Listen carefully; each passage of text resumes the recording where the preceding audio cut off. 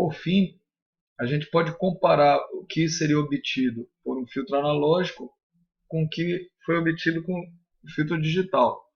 Em outras palavras, a gente teve aquele filtro analógico projetado com o Filter Pro da Texas, e aqui usando o nosso sistema canônico, a gente está botando o nosso filtro HDZ dentro de um sistema onde eu tenho os conversores ADC e DAC, e eu estou assumindo que esses filtros analógicos são ideais, para não complicar e a gente ver só o efeito do filtro HDZ.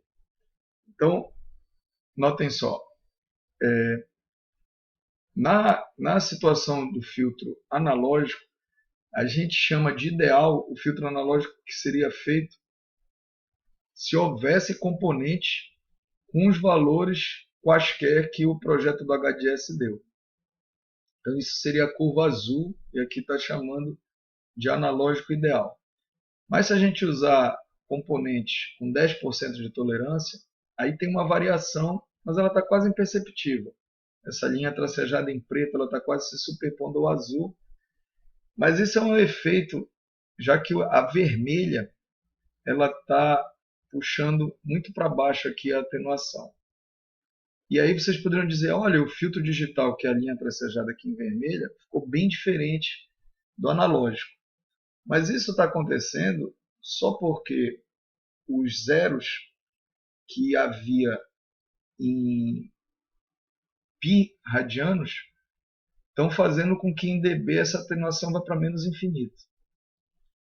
E isso não deve deixar vocês pensarem que esses filtros estão diferentes, porque são filtros passa-baixa, então o interesse é na banda de passagem. Se nós dessemos zoom aqui, vocês veriam que há grande semelhança. Na banda de rejeição, a partir do momento que eu passo daqui, o fato do filtro digital atenuar mais poderia ser visto até como benéfico.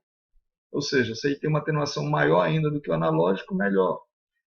E esse tipo de comportamento eu estou colocando aqui para enfatizar que quando um filtro analógico não tem zeros finitos, ou seja, os únicos zeros são quando a frequência é infinita, ou seja, isso daqui vai caindo e vai ser zero só na frequência infinita, muitas vezes, em muitos projetos, esses zeros, que a gente chama zeros no infinito do filtro analógico, são mapeados para zero na máxima frequência do filtro digital, que é a frequência de Nyquist, que é em π radianos.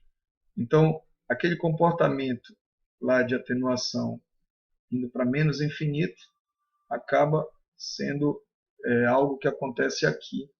E aí, então, vocês têm que ficar atentos para não acharem que isso é uma distorção maléfica do filtro digital.